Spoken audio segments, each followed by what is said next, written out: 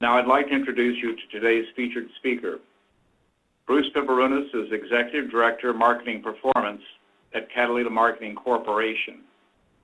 In over 25 years as a vendor and client-side marketing research and consulting experience, Bruce has gained a wide breadth of experience, including custom household panel analysis at MSA, primary consumer research at Coors, syndicated tracking and customer scan data analytics at IRI and Nielsen, advertising copy assessment at IAG and Ace Metrics, and most recently marketing performance assessment at Catalina Marketing. The bulk of Bruce's career has been focused on the area of marketing mix modeling and matched panel testing, responsible for hands-on project delivery and consulting, eventually evolving into roles leading in business at Nielsen and IRI, and most recently staying in touch with the mix modeling side of the industry through involvement in efforts to reconcile mixed model learning with learning from copy test and experimental design. So over the years, Bruce has been an avid believer in the importance of blending consultative art into the science of marketing research and consulting, as well as the communication power of simplified visualization and consultative storytelling. So we think Bruce is coming to us today with a pretty important story to tell, and with that, we'll turn it over to you, Bruce.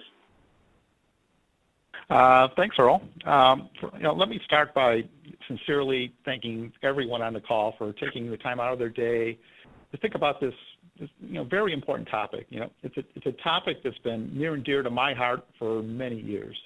That is, how can we maximize the value and eliminate or at least minimize the potential harm done by marketing mix modeling, be it traditional store-based models or shopper-based multi-touch attribution models? How can we get the industry, and I'd say especially marketing end users, to the point of knowing enough about mixed models not to be dangerous? Now, I stress mixed end users because in many respects, marketing end users are often unknowingly the root of the cause of the potential harm done by marketing mixed models.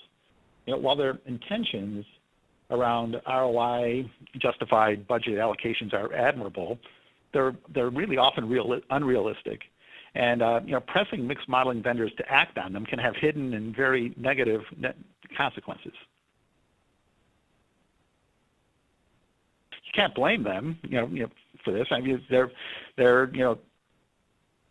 basing their expectations on what mix can do, as we all do, on what they know, which when it comes to marketing mix modeling is all too often only enough to be dangerous. On the surface, the mix-related expectations of even highly demanding marketers seem reasonable. The more variables, the better. Well, that's kind of right. You could draw some pretty strong or wrong conclusions if critical variables are left out of a model. To justify everything on ROI, I need ROI metrics for everything. Hard to argue with that logic. So if I need ROI metrics for everything, I need the model to measure trial campaigns. I need to measure continuity marketing, the individual components of integrated marketing campaigns. I need to measure my digital campaigns, search, and kind of everything else. And that's where the big uh-oh comes in, because we start crossing the line of what these models are really capable of doing in many cases.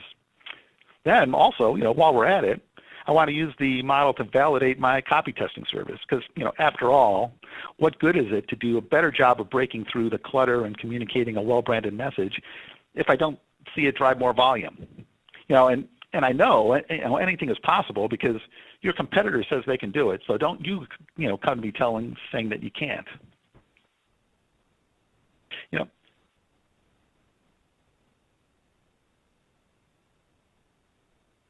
Clients feel they're making reasonable requests reasonably, and they are. But in the highly pressurized competitive environment of the marketing mix modeling industry, there is often distortion in how this message is heard. Either reasonable requests can be heard as though they're kind of fervent demands, or the anticipated response to pushback could be very different than what would really happen, or both. While it's impossible for a PowerPoint slide to capture the intensity of this perceived client pressure, this audio clip that a mixed team member of mine found many years ago does a pretty good job of that. So let's see if I can play that. We want this! and that, we demand a share in that, and most of that, some of this, and all of that. Less of that, and more of this, and plenty of this. Another thing, we want it now. I want it yesterday, I want more tomorrow. And the demands will all be changed then, so stay awake. Well, alrighty then. Mixed vendors, they have this well-intended desire to please clients at all costs. And it's, and this desire is at the root of the problem that we have with a lot of mixed modeling today. This industry-wide unawareness of what mixed models can and can't do puts great pressure on mixed modelers to attempt to statistically, do the impossible, which leads to a lot of problems and, ultimately a lot of restless nights.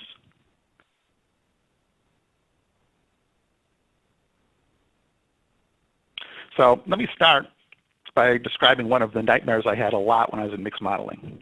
When I was in modeling, I'd sometimes lay in bed at night thinking about the mess we'd be in if clients actually acted on one of our more frequent recommendations. The nightmare plays out as follows.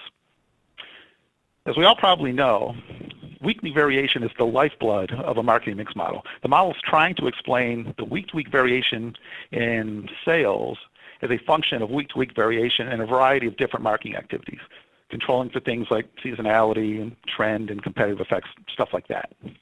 Now, you drain out the variation in something, and that something dies a miserable death in the model. So, in last year's model, we analyzed the client's pulsed media plan. Several week ad flights followed by several dark weeks. Lots of both, on, off, and up, down, weekly weight variation. Something like this is actually kind of a dream situation for a modeler, so far.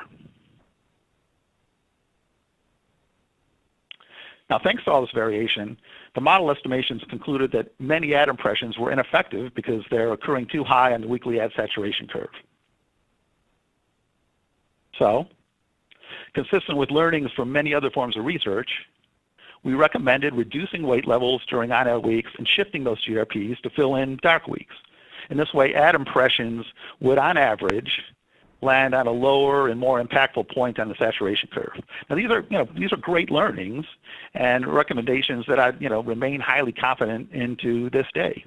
But nonetheless, it was this very recommendation that brought on my cold sweats. So why? Well, let's kind of play this scenario out a little bit further.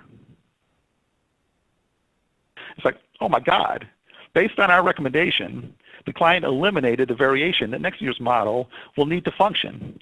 TV will do nothing in the model to explain the brand's week-to-week variation pattern. The new TV plan will have done wonders, in this case, for the client's real-world business, but they'll never know it. And what have we done to our own business as a mixed modeling vendor? In a mixed model, a marketing lever that doesn't vary from week to week has the effect of jacking up baseline sales in every week equally. Something that doesn't vary can't be used to explain patterns in something that does. So, the real-world sales incrementality of the continuity TV campaign that we recommended will be invisible to next year's model, which, due to the model's statistical limitations and assumptions, really can only reliably quantify some types of marketing impacts, but not every type of marketing impact. So what's a modeler to do? Do you turn a blind eye to this reality and let the marketing mix tail wag the budget allocation dog by recommending to defund TV, even though you know that's the wrong thing to do in the real world? Do you suggest continuing TV but defend your recommendation, and do that by by protecting the perception of mixed model infallibility, and saying, well, you know what? I think the problem might have been that you had new ad copy and maybe that new ad copy wasn't good. Now, you defend your mixed model, but you would also in turn unfairly impugn the credibility of the ad agency and the copy testing service. Now, this dilemma of mixed model continuity bias came up recently in a discussion I was having with a very experienced, very smart, and very well-intentioned client. as it often does because many Catalina campaigns are continuity-oriented. In this particular meeting, the client acknowledged the statistical problem created by continuity marketing. Then they said, at their company, they sidestepped the issue by requiring all of their brands to execute pulsed media plans. So think about that for a second.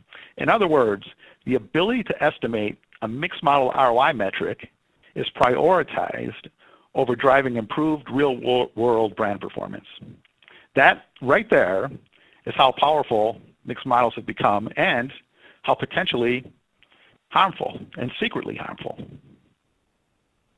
Now I know, some of you are probably thinking, I know this because I once used the same mixed model defense tactic myself, at least for a while until I thought about it a bit harder. The defense goes like this. In reality, how media plans are executed and media is bought, even if the plan was for pure continuity, there's still going to be variation in the market. And if there's variation, the model will estimate its impact. Well, true enough, but the critical question is exactly what impact will the model be measuring in that case? If your ROI calculations are going to include all the costs for something, is it okay to quantify only some of the incremental volume? In this example, we added some variation to the plan. So now we see this big surge of additional GRPs. There's variation to model, but what incrementality will the model be able to estimate with this? Well, the first thing, GRPs will be converted to ad stock. And ad stock is the actual model input, not raw GRPs, because it counts for the fact that a purchase somebody makes today might be the result of an ad they saw 2 weeks ago, 3 weeks ago, 4 weeks ago. So first thing, note that when you start ad stocking GRPs, the net effect is to kind of dampen them. It kind of smooths out whatever kind of incrementality in terms of the impressions that are taking place.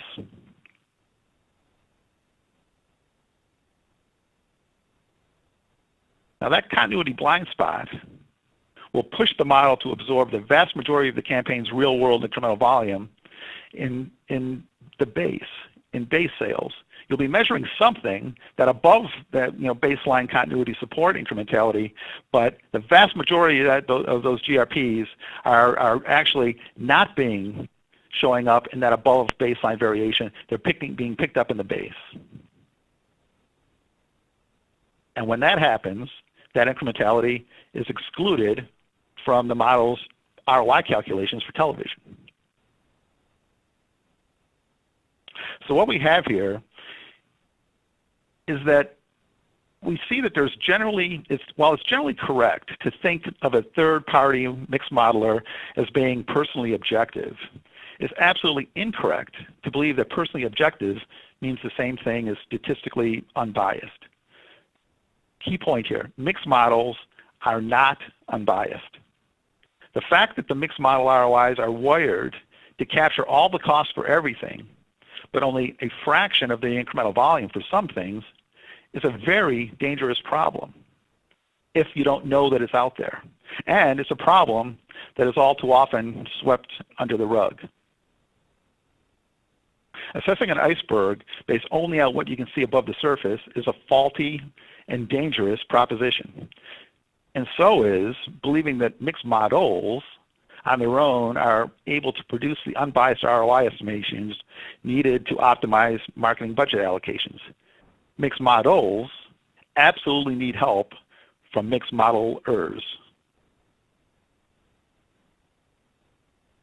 So this is only one of countless examples of the unintended consequences of mixed modeling's well-intended actions. Before we dive deeper into the origins of the problem, and importantly, I want to try to get to a solution that I think we have at our fingertips. I have a few other quick examples to illustrate some of the other hidden dangers that I think is important to keep your eye out for.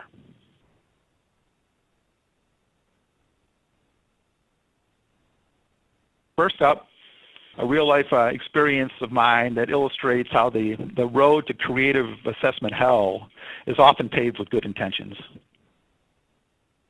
In this real-life scenario, the client decided to validate a copy testing service I was at by correlating test scores with marketing mix-based incremental volume per 100 GRPs.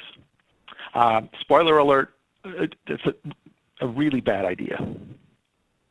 Now, everything looked okay at first because happily the correlation between 30-second ads and mixed results were, really very strong. But that wasn't the case for 15-second cut-downs.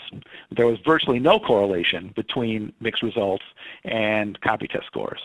Now, the client used this to challenge the appropriateness of our copy testing methodology for assessing 15-second ads. So we're all sitting around the table, digging into the details, looking at spreadsheets and things, and after digging into the details, we saw that for each and every one of the 24 pairs of 30s versus 15s, the 15s were exactly 70.4% as effective as the 30s. In every case, a statistical impossibility.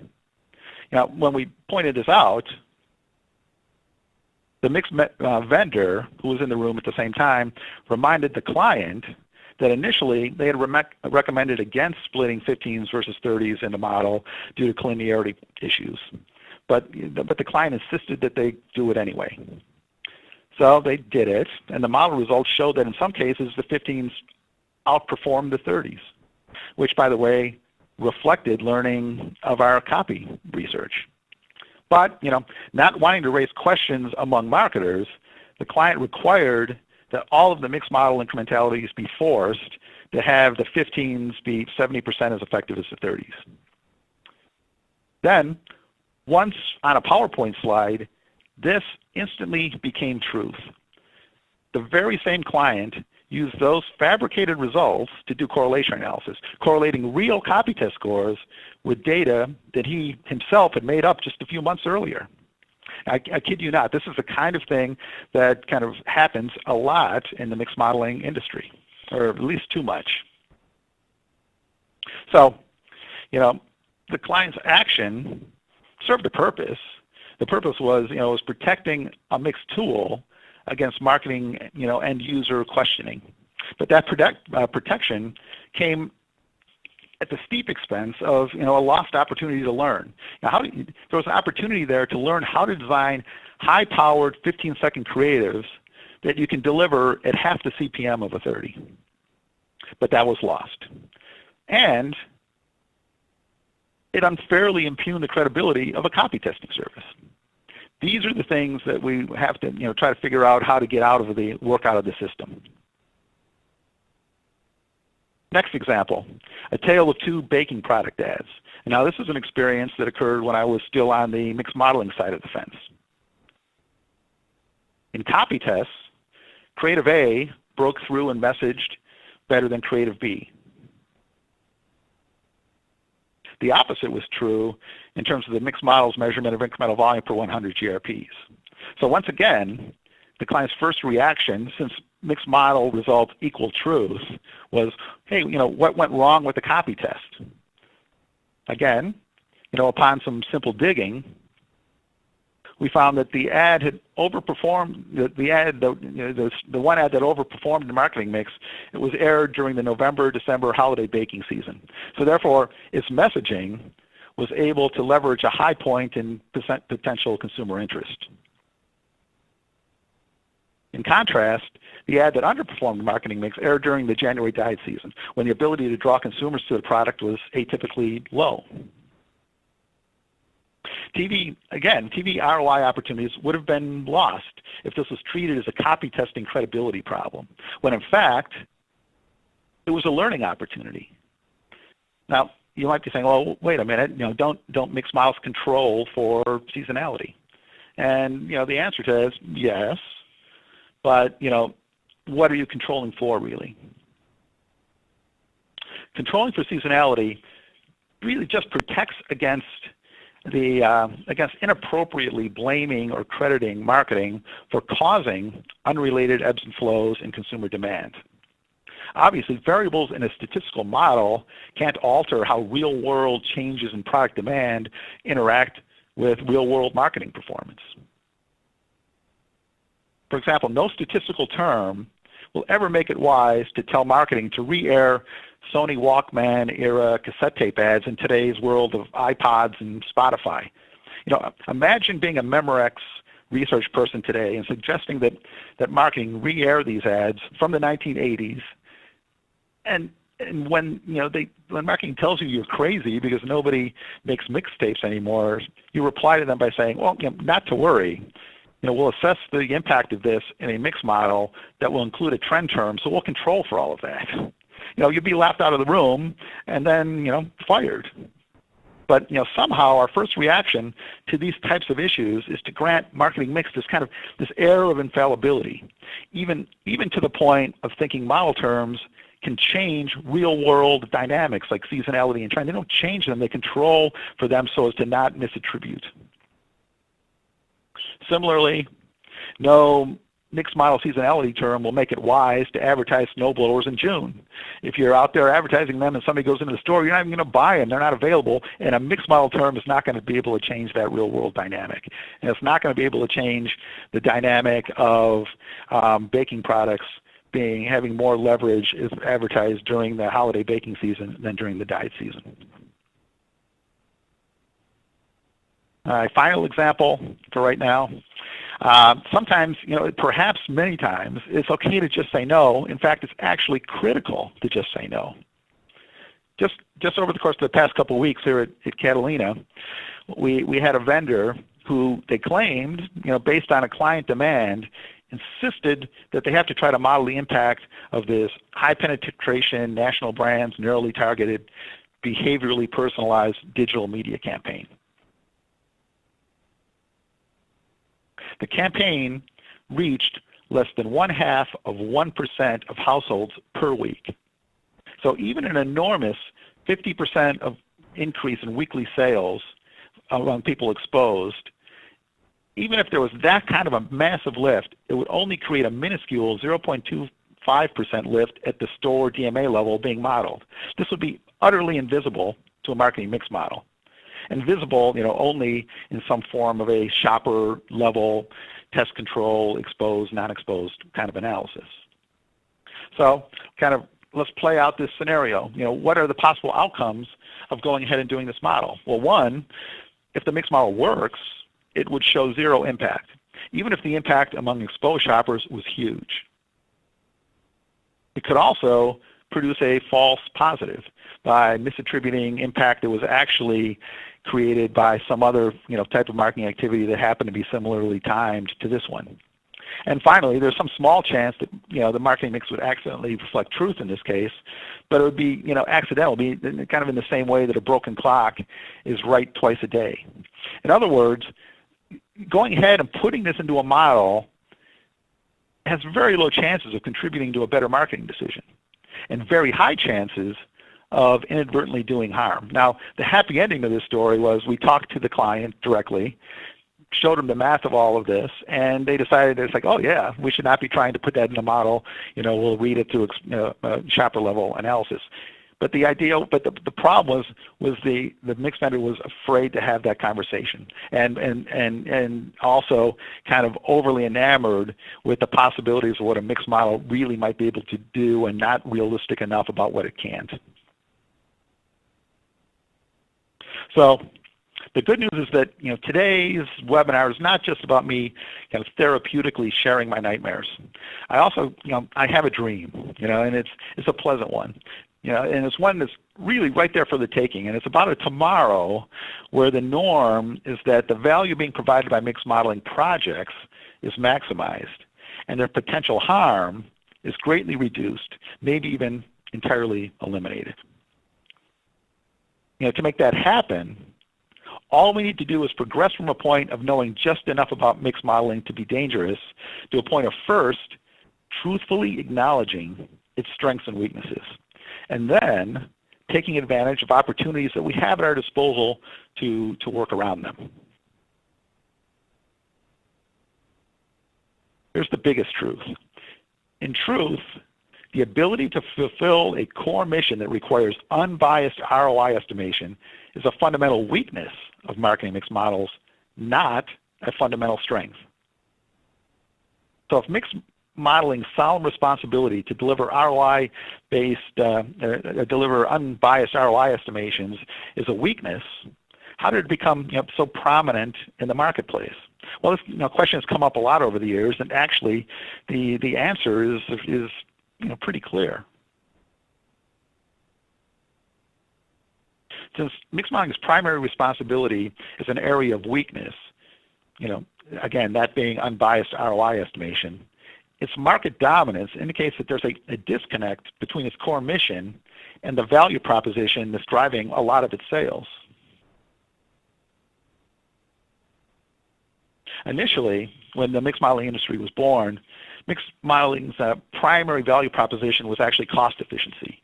For less than the cost of one behavior scan, single source, test control analysis, you could assess all of your marketing activities, albeit it was recognized less accurately than experimental design would measure it. For example, from the very beginning of marketing mix, it was recognized that it could not assess the long-term effect of advertising. And advertising assessment was the #1 area of focus of the majority of mixed modeling projects. To this day, the mixed industry typically works around this by using long-term effect multipliers, and that multiplier was derived from behavior scan meta-studies that were done decades ago.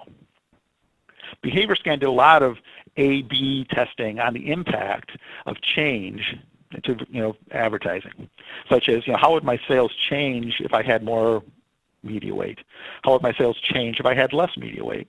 How would my sales change if I killed advertising entirely? Great learning was coming from all of this, but the only problem was it was coming at a very limited scale and a really high price. So that evolved as scanner data became more and more readily available. That kind of gave birth to the demand for the marketing mix modeling industry. So logically, change due to analyses were initially front and center deliverables in these lower priced mixed modeling projects. And change due tos are still part of the deliverable, and they're still, I think, a strong point of what mixed models can really do, diagnose why we're up or down during some kind of relatively short time frame. But in short order, the sales incrementalities produced by mixed models were put into pie charts. And, gradually, recognition faded of the fact that this large wedge of the pie representing base sales actually includes a lot of marketing incrementality that the model just isn't able to statistically tease apart, such as long-term ad effects and continuity effects and some of the things that we talked about a few minutes ago. The volume in those pie charts then is used to calculate ROIs and eventually, guide budget allocation decisions. Which brings us to today, where marketing mix models have become a client research department's and marketers' ultimate life-simplifying easy button. It's a one-stop shop for answers to everything. Infallible transcriptions of God's Word brought directly down from the burning bush. No need for references to error ranges. No confidence levels required. Gone is the stress involved in resolving conflicting opinions and from alternative sources when you now have pure truth in your own hands in terms of these marketing mix modeling results. Even if, in the case I shared earlier, even if you made them up yourself 3 months ago. Now, having spent the bulk of my career in and around that industry, I'm absolutely convinced that mixed modeling is a dominant force it is because of its ability to fulfill this very real human desire for an easier life, not because of its relative precision or scientific acumen. Maybe it's because I spent all the years in the industry. I'm personally okay with this, as long as part of the mixed process involves first recognizing the models for what they are and what they aren't. Then with eyes wide open, working around the problems to maximize their potential value and minimize their potential harm.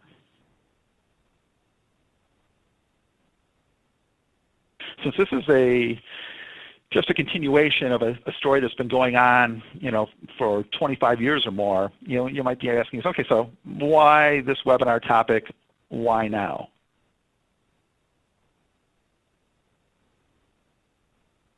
The idea for today's discussion actually arose during a recent MSI experimental design workshop that obviously had nothing to do with marketing mix modeling. Throughout that workshop, a recurring theme among the academic and client panels was how a well-constructed test control analysis is in fact the industry's gold standard of precise issue-specific impact measurement. Since mixed modeling is also in the impact measurement business, and decisions as to which approach to use should evolve kind of consciously weighing the trade-offs, let's make sure we're on the same page regarding the nature of test control analysis. In case anyone on this call hasn't experienced the benefits of experimental design, let me kind of briefly illustrate with an example. In this chart, we're going to contrast the purchase behavior of matched shopper groups before and after exposure to a Catalina marketing campaign. As it's easy to see, during the pre-period, the test and control groups comparably purchased the promoted brand. There's actually 2 lines on this chart, not 1. Also, note how marketplace issues affecting week-to-week sales patterns and overall trends are impacting each shopper group equally. The spikes in the weekly pattern are driven by marketing activity and or seasonal influences, and are being controlled for in the panel matching process in a way that precisely accounts for the relative impact of each specific event as it interacts with other influence in the marketplace. Each non-test marketing event or market event is specifically controlled for based on how it uniquely performed, not based on a coefficient estimating how a broad event type would be expected to perform on average. These 2 groups of shoppers are behaving the same and would be expected to continue to do so in the future if not for the fact that one will be exposed to a marketing campaign and the other will not.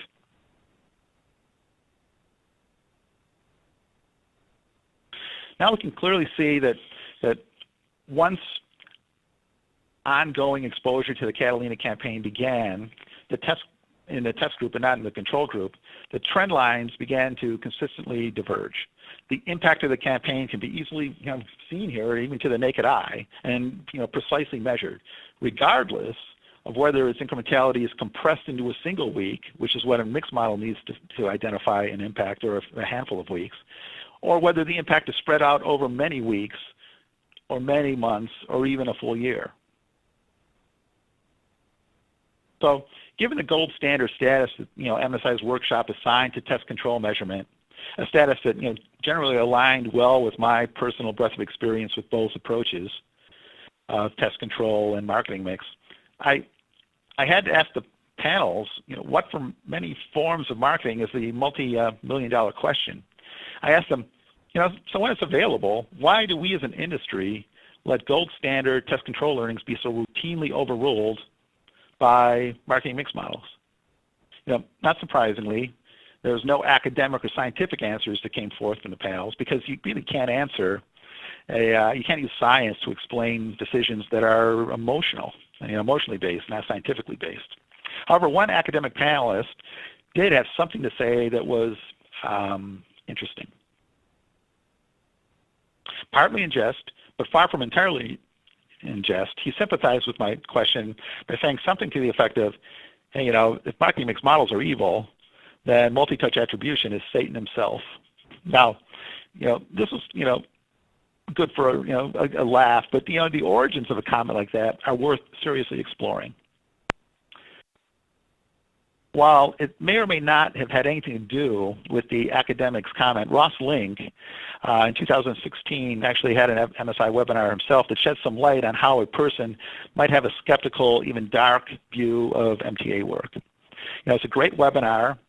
I highly encourage everyone to check it out. In it, Ross discusses a situation he encountered where third-party MTA analysis came up with dramatically different results than Nielsen's store-based model. After some digging, the Nielsen team discovered that it was a rules-based MTA analysis that assumed a lot of things, a lot of important things. Like one of the things it assumed was there was no base volume.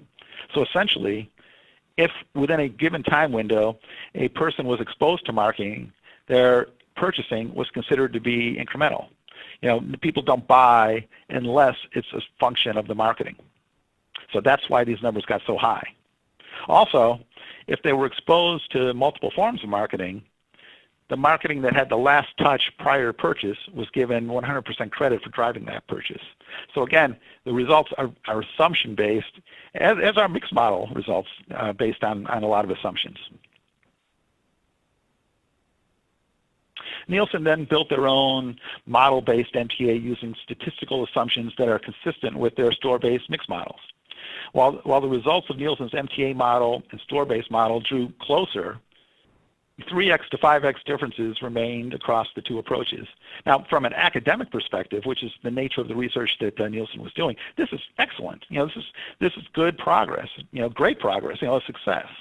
However, from a real-world perspective, it just serves to illustrate one of the countless examples of harm that mixed modeling analyses can inadvertently create. Because in the real world, a client will only see one of these three vastly differing estimates of sales incrementality and ROI. They've been conditioned to blindly trust the validity of whichever one they see, especially if it yields high incrementality that validates the wisdom of their prior marketing decisions.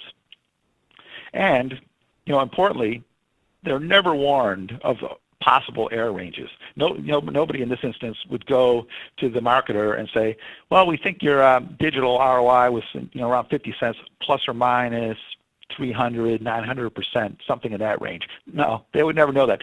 It's truth is what they're saying there on the on that results chart.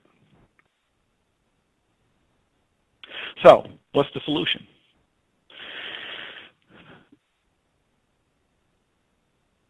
The solution is to openly acknowledge the statistical limitations of the mixed models, then use the best available information to calibrate a solution and seek truth. If you look at the screen now, very likely right somewhere right down the hall, there was a test control analysis where that had a gold standard analysis was done to measure the impact of this particular digital campaign. But it's hidden. It's hidden away, and it's purposely excluded from the mixed modeling budget process. So again, what do? Well, we acknowledge the problem, and we bring in the best available information to calibrate around it, to seek truth.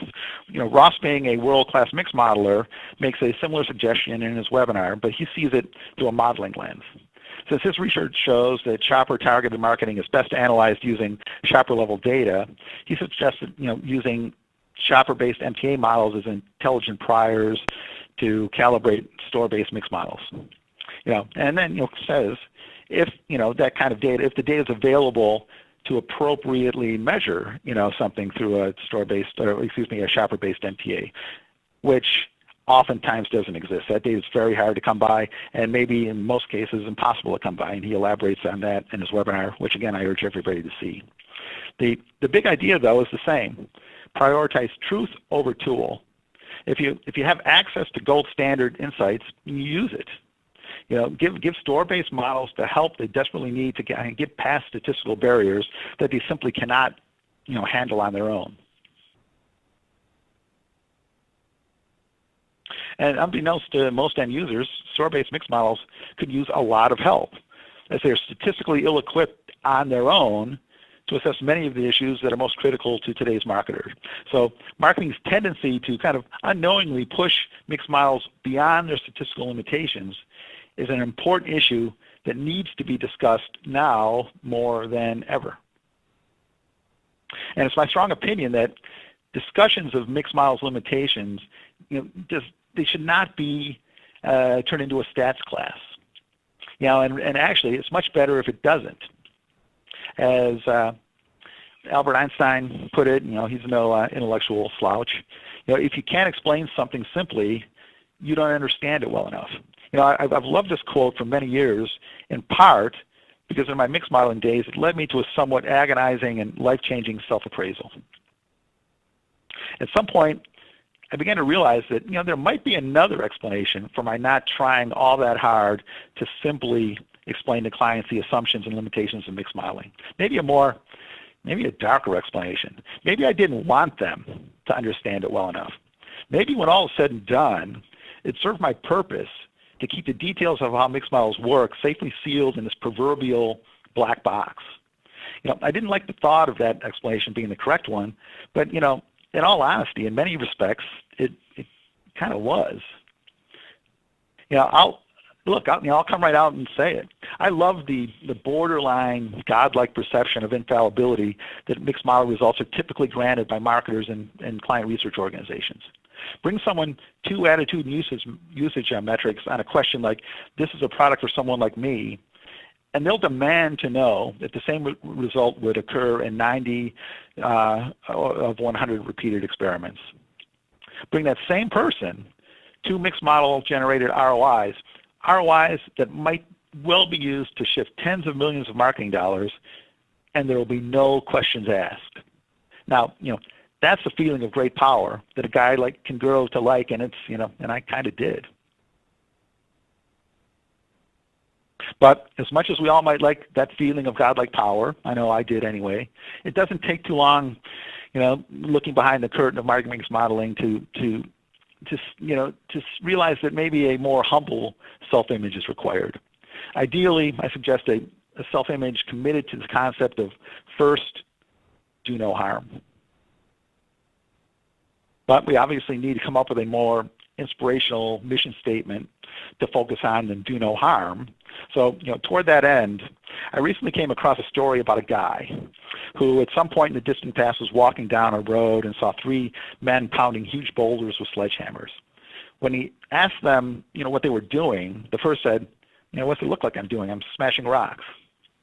The second said, I'm just earning a living. But the third said, I'm building a cathedral. Now, the point of the story, as I heard it told, is that if you want to create something great, it's critical to keep everyone involved focused on the end game, on the mission, not just their specific tasks. So, what's the cathedral that marketing mix models are trying to build? What's their fundamental mission? As we've been kind of alluding to throughout this session, it's safe to say that the primary mission of today's marketing mix models is ROI optimized budget allocations. And that's the mission we absolutely need to remain kind of laser focused on. And I say this because early in my career in mixed modeling, I regrettably let this often overwhelming nature of mixed model production turn me into a rock smasher rather than a cathedral builder. Until I had an experience that opened my eyes to the very real harm to very real people that could result. I realized that mixed model rock smashing was not a victimless crime.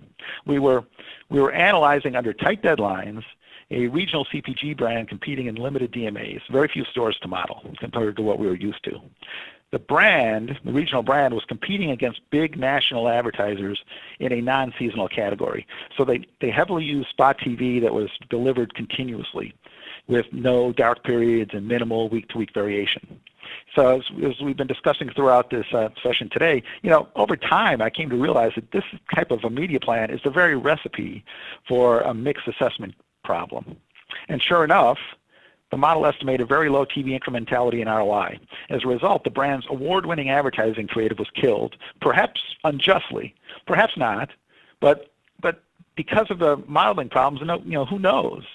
The impact, but what I do know is the impact of our results not only had potentially damaging brand health implications, but also implications for the ad agency and the creative team. It had implications for the spokesperson whose 6-figure contract with the campaign was canceled.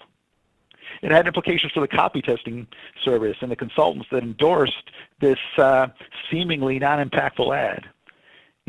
Potentially unjustified harm was done to real people, good people, each step of the way. So the good news is, for me at least, is that the experience changed me. I thought differently about mixed modeling from that day forward. I decided that to the extent that I can have a say in the matter, mixed modeling will stay in the cathedral building business. So how do we keep the mixed modeling building cathedrals? Well, I say a good starting point is for us all to keep our eyes open to the realities of the flesh and blood world that marketing mix models operate in. To never let the daily grind push us into a mindset of treating them as though they're a harmless academic, exercise. While mixed models are not reality, only attempts to represent reality, they most definitely operate in the real world and impact real lives. So I want to close out the session by anchoring ourselves to a few of the most mixed relevant realities of life. First, let's anchor ourselves to the indisputable fact that all models are wrong, but some are useful. That a modeler's real challenge relates to determining how wrong a model can be before it stops being useful. Further, and most importantly, if a mixed model is so wrong as to not be useful for a specific purpose, we need to understand how much destruction will it cause if we go ahead and use it for that purpose anyway. Given all this, is there a way to ensure that we first do no harm, then do good? Well, another truism of life. To increase our chances of creating good instead of harm, we do well to remember that in the real world, less is often more. More complicated and more black box does not equal better. Again, quoting Einstein, we should strive to make everything as simple as possible, but not simpler.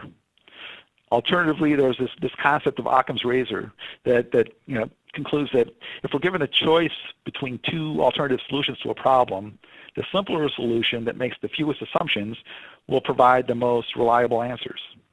One thing for sure is that mixed models are not simple. They violate the wisdom put forward by both Einstein and Occam's razor. So, doesn't mean we shouldn't use them, but it means we should use them with caution and be aware of that, eyes wide open. It's completely fair and appropriate to think of mixed models as the proverbial jack of all trades and therefore a master of none. From a marketing mix assessment perspective, they use a complex tangle of statistics and assumptions not to estimate the sales impact of an ROI of a single marketing activity as best as possible, but rather to produce estimates of the relative impacts of everything as a function of everything else.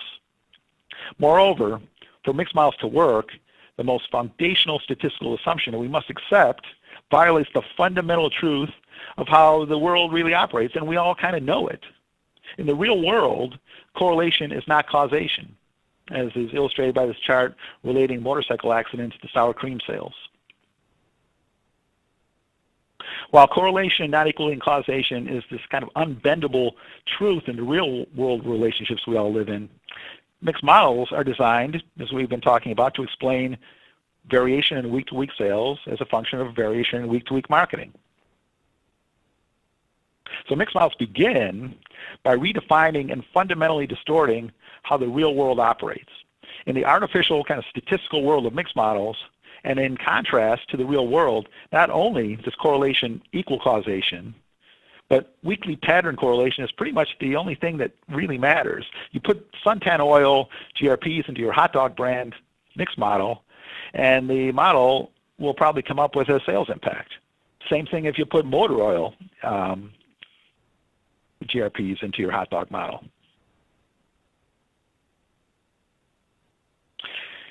As a result of this kind of godlike redefinition of marketplace physics, mixed models are rendered statistically blind to real world and sometimes potentially huge sales impacts that don't fit this construct of weekly pattern alignment, such as the long-term effect of advertising, the impact of new buyer acquisition campaigns, the impact of continuously delivered personalized marketing that's becoming more and more prominent today. So, with all these statistical limitations and biases, how can mixed models still provide value to its end users? And they can. The value of mixed modeling comes from overtly recognizing that it simply cannot be treated as a pure cold science. That in fact, its ultimate success or failure depends heavily on human intervention. That in fact, gold standard marketing mix deliveries are best thought of as model-informed consulting engagements. Correlation figures on sour cream sales and motorcycle accidents, they're not a lie, but they could be turned into a lie in the hands of a profoundly unskilled analyst. The degree of value or harm produced by mixed modeling projects depends entirely on the intelligence, on the integrity, and on the good intentions of all the hard people out there putting them together. But again, in the real world, it's not our intentions that matter, it's the results. As we've already discussed, the road to hell can be paved with good intentions. So how can we reduce our chance of letting our good intentions put us or some innocent bystander on a road to hell? For one thing, mixed modeling would be extremely well advised to live by the old adage, an ounce of prevention is worth a pound of cure, or a stitch in time saves 9, or measure once, or measure twice, cut once. Take your choice. The point is that once a mixed model result hits a PowerPoint slide and is shown to a client, no matter how demonstrably wrong and harmful we might later determine it to be, changing it can be as difficult as trying to unring a bell. In order to both protect mixed modeling's credibility and maximize its chance of creating value rather than harm, the best time, and often the only time, to make things right is before initial client delivery. So use best available information to calibrate the front end, to calibrate on the front end of your mixed model. Don't wait to troubleshoot on the back end. Don't think of knowledge integration as a sign of statistical impurity. Think of it as proof of professional integrity.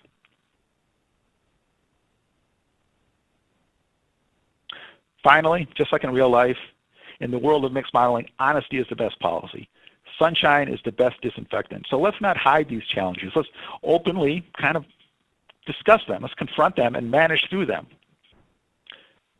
Because mixed models are not immune from life's realities. They're merely a tool. They're not a god. The power of mix traces entirely to the integrity and professionalism of the people delivering it. So at this point, I won't read through all my summary points. I'll leave as much time available for questions as possible. Key point, though, is in the industry, let's hire and inspire marketing mix cathedral builders, not rock smashers. Okay. So Earl, at this point, if there's any questions, I'd love to hear them. Yes. Well, first of all, thanks, Bruce. That was great, and there are some good questions here. As you were doing that, I was reminded of something someone once said about MSI, that he looked to us to be a haven from hype. And I think what you've done is to be very open and frank about some of the challenges and the motivations behind some of the challenges that you've described about the application of marketing mix modeling. So thank you for that. I think I'm sure the audience found that very refreshing and insightful. I'm going to kind of synthesize a couple of key questions that came across. One is, you can look at things like confirmation bias and individual motives for why people believe what they do and so forth. But it strikes me that you're describing something that's more of an institutional kind of a bias on the part of sellers and buyers. The buyers want to believe that their actions are having impact. The providers, the sellers of marketing mix modeling, want to believe that their models work to inform those decisions. So there's kind of a conspiracy to make that happen. And I guess maybe just a little bit more about how do you begin to break through with that? I think a lot of your audience agrees with much of what you said. They've experienced that. But again, if you had to boil it down to a couple of key points to begin to break through that mindset. That's a great question. I think it comes down to a couple of those last slides. I think it comes down to, look, it will never be broken through unless you acknowledge it. So step one is to talk about these things and to realize that there's certain things that these models are being expected to do that they just can't. And we shouldn't just talk about it amongst ourselves, in a MSI webinar or workshop. We should be talking to marketing people about it, and we should be talking to the client research organizations about it in front of the marketing people. Because once it's in that forum, there's nothing. Everybody that's out there is doing their honest best to try to move the needle forward and do the right thing. But the only problem is, sometimes the motivations accidentally get out of whack. That wouldn't happen if people were really aware of the nature of what was being juggled. And if there was an opportunity, and if there's data out there that's been kind of looked at and kind of validated that suggests that a certain type of marketing campaign had a much bigger impact than what a mixed model is saying, but you know what? A mixed model is not going to be able to measure this right. You just have to talk about that stuff. So I think it's just confronting it, and there's just too much of a tendency to want to prioritize defense of the tool over fulfilling the mission. It's rock smashing over cathedral building. And that's great, and I agree. It's not any one simple solution, but maybe just, like I say, acknowledging the problem is the first step. And a related question, or a couple of questions that came up, I think, that relate to this, and this is this likely to get worse rather than better with a lot of the move towards automating a lot of analyses and things? And I'll come back to your motor oil and hot dogs example. You could find that correlation and infer that there was some kind of causation there. But if we can build bigger and bigger machine learning models that just sort of looking for, associations and data, is there a danger of this becoming worse rather than better?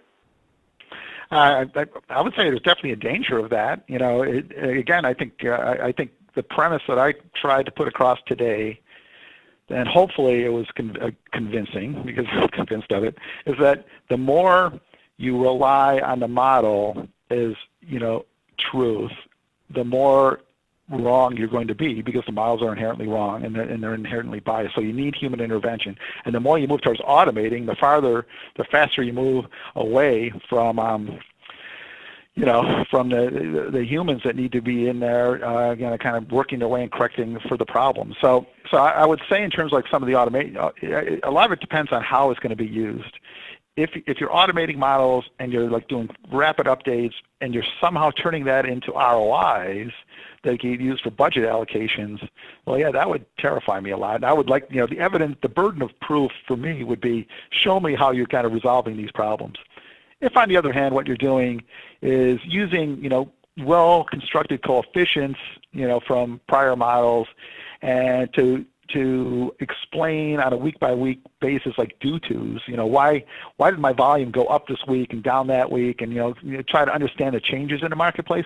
I think that's a safer environment, and it's one that mixed models are less vulnerable to. This idea of using these models to predict total sales level changes from one week to the next. That's not all that dangerous. They're pretty good at that. The problem is when you start trying to allocate the incrementality and then turn it into an ROI. Okay, well, great. Unfortunately, there were quite a few other good questions that we didn't have time to get to, but I encourage those of you who would like to continue this discussion with Bruce to contact him directly. The email address is on the screen. It's bruce.pivarunas@catalina.com. I also want to thank Bruce for the shout-out about the other webinar series that we have, Ross Link and others. For those of you who aren't aware of this, all of our webinars live are archived on the website. These are available to the public. You can go on the site, pull down the video tab, and search by keyword, by presenter, and I encourage you to check out some of the other webinars in the series that do relate to some of the issues that Bruce was covering. On that subject, our next webinar will be The Winds of Change, Harnessing Growth and Doing Good in Emerging Markets with Rajesh Chandy from the London Business School on October 17th at 1 p.m. Eastern. And many thanks, as always, to the members of the MSI audience and to Bruce for participating in our member-to-member webinar series.